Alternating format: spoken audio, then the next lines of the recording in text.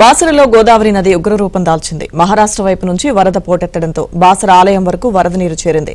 దీంతో మూల నక్షత్రం సందర్భంగా బాసరకు తరలివచ్చిన భక్తులకు నదిలో పుణ్యస్నానాలు ఆచరించే అవకాశం లేకుండా పోయింది. బాసరలోని గోదావరి బ్రిడ్జ్ దగ్గర తాజా పరిస్థితిపై మరింత సమాచారం మా ప్రతినిధి శ్రీపతి అందిస్తారు. పై భాగంలోని మహారాష్ట్రలో కురుస్తున్న భారీ వర్షాలకు గోదావరి నది ఉప్పొంగుతోంది, పొంగి పొర్లుతోంది. దీంతో గోదావరి పరివాహక ప్రాంతాలన్నీ కూడా నీట మునిగాయి. వేలాది ఎకరాలు పంటకు నష్టం వాటింది. అలాగే అనేక గ్రామాలు నీటి జల దిగ్బంధంలో చిక్కుకున్నాయి. ప్రస్తుతం మనం చదువుల తల్లి సరస్వతీదేవి కొలువుతీరిన బాసర క్షేత్రం వద్ద ఉన్నాం. బాసర బ్రిడ్జి వద్ద ఒకసారి పరిస్థితి చూస్తే మనం చూసుకోవచ్చు. బాసర గోదావరి బ్రిడ్జికి చాలా సమీపంలోంచి వరద ప్రవాహం కొనసాగుతోంది. అయితే గత కొద్ది రోజులుగా పై భాగంలో పడుతున్న భారీ వర్షాలు, పొంగి పొర్లుతున్న వరద, అలాగే మంజీరా, హరిద్ర నదుల నుంచి వస్తున్న వరద కారణంగా ఇక్కడ గోదావరి ఉగ్రరూపం మనకు కనిపిస్తోంది. అయితే ఇది సరస్వతీదేవి క్షేత్రం కావడం వల్ల ఈరోజు మూల నక్షత్రం అమ్మవారి పర్వదినం సందర్భంగా వేలాది మంది భక్తులు తరలి వస్తున్నారు. అలాగే అమ్మవారి దర్శనం కోసం, పూజల కోసం ఆలయానికి చేరుకుంటున్నారు. ఇలాంటి పరిస్థితుల్లో గోదావరి నది ఇలా తీవ్రస్థాయిలో ప్రవహిస్తుండడంతో భక్తులు అనేక ఇబ్బందులు పడుతున్నారు, అలాగే ఆందోళన చెందుతున్నారు. ఏదైతే మనం చూస్తున్నామో ఇక్కడ పుష్కర ఘాట్లు కూడా పూర్తిగా నీట మునిగిన పరిస్థితి మనం కనిపిస్తోంది. ఈ పుష్కర ఘాట్ల వద్ద భక్తులు పుణ్యస్నానాలు ఆచరించాల్సి ఉంది. అలాగే తెల్లవారుజాము నుంచి కూడా ఇక్కడ చాలామంది భక్తులు తమ మొక్కులు తీర్చుకునే అవకాశాలు ఉన్నాయి. అలాగే గోదావరి నదిలో స్నానాలు చేసి అలాగే అమ్మవారికి సేవలు చేసే అవకాశాలు ఉన్నాయి.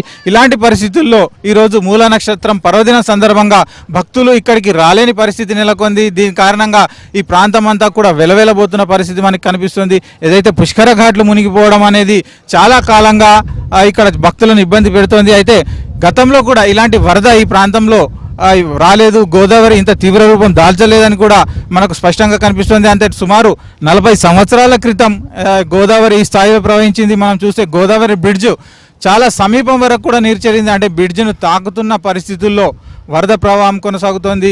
అంటే ఈ వరద ఉధృతి సుమారు ఇప్పుడు ప్రస్తుతం ఇక్కడ 3 లక్షల నుంచి 4 లక్షల క్యూసెక్ల వరద ప్రవాహం కొనసాగుతోంది. ఈ వరద ప్రవాహమే ముందు భాగంలోని శ్రీరామ్ సాగర్ ప్రాజెక్టు వరకు చేరుతోంది. అయితే ఈ వరద తీవ్రత, వరద ఉధృతి ఎలా ఉంది తెలుసుకునేందుకు మనతో స్థానికులు ఉన్నారు. అన్న చెప్పండి, ఈ వరద ఇట్లా గోదావరికి ఇది ఎన్నోసారి రావడం, అంటే ఇంత తీవ్రస్థాయిలో గతంలో వచ్చిందా ఎప్పుడైనా? గతంలో ఇంతటి వరద రావడం 1983 సంవత్సరంలో రావడం జరిగింది. అప్పుడు మేము చిన్నవాళ్ళం, మాకంతా ఊహ తెలియని వాళ్ళం. కాకపోతే ఈ సంవత్సరంలో గతంలో ఎప్పుడు వచ్చినా ఒక రోజు 2 రోజులు, ఒక రోజు 12 గంటలు ఉండేసి వెళ్ళిపోయేది. ఈ సంవత్సరంలో మాత్రం ఇది నెల 15 రోజులలో కనీసం 5వసారి ఇది. ఇంత పెద్ద ఎత్తున గోదావరి రావడం 1983 తర్వాత ఇంత పెద్ద ఎత్తున గోదావరి నీళ్లు రావడం అనేది ఫస్ట్ టైం మేము చూస్తున్నాం. అలాగే ఇక్కడ మీకు కనిపిస్తున్న విజువల్స్ చూస్తుంటే వ్యవసాయ పంటలు, వరి చిరు పొట్ట దశలో ఉంది. ఇంకో 15 రోజులు అయితే కోతలకు వస్తాయి మాకు. ఇది మొత్తం వరి మొత్తం నష్టపోయింది మాకు దీనికి ఇంతకుముందు కూడా స్థానిక ఎమ్మెల్యే గారు సుదర్శన్ రెడ్డి గారు వచ్చి దీన్ని పరిశీలించడం జరిగింది. పరిశీలించి నష్టపరిహారం అంచనా వేయమని అధికారులకు కూడా ఆదేశాలు ఇవ్వడం జరిగింది. కానీ ఆదేశాలు ఇవ్వడం జరిగింది, నష్టపరిహారం అంచనా వాళ్ళు వేసిండొచ్చు, కాదని చెప్పట్లేదు. కానీ నష్టపరిహారం అయితే మాకు ఇప్పటి వరకు రాలేదు. రైట్. అయితే ఇప్పుడు ఈరోజు మూల నక్షత్రం అమ్మవారి దర్శనానికి భక్తులు వచ్చే అవకాశం ఉంది. గ్రామాల్లోనేమో నీట మునిగి ఉన్నాయి. ఎట్లా ఉంది మీ ఊర్లో పరిస్థితి? మా ఊర్లో పరిస్థితి పక్కన విలేజ్ చూస్తే అక్కడ అల్జాపూర్ ఉంది, ఇక్కడ చూస్తే మిఠాపూర్ ఉంది. దానికి బాహ్య ప్రపంచానికి మొత్తం సంబంధాలు తెగిపోయాయి. మూల నక్షత్రం ఉంది. ఈరోజు మూల నక్షత్రం కారణంగా అమ్మవారి దగ్గరకు వచ్చే వాళ్ళు చాలామంది పోతున్నారు, భక్తులు కూడా పోతున్నారు కనిపిస్తుంది. స్నానం చేయడానికి అవకాశాలు లేకుండా ఉన్నాయి. అక్కడ గోదావరి టెంపుల్ సైడ్ మొత్తం వాటరే ఉన్నాయి.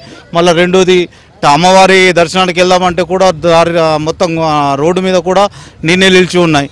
మొత్తం ఇంత పెద్దగా నీళ్లు రావడం అనేది మొదటిసారి మేము చూడడం. వీడియో జర్నలిస్ట్తో శ్రీపతి, ఏబిఎన్ ఆంధ్రజ్యోతి, బాసర నుంచి.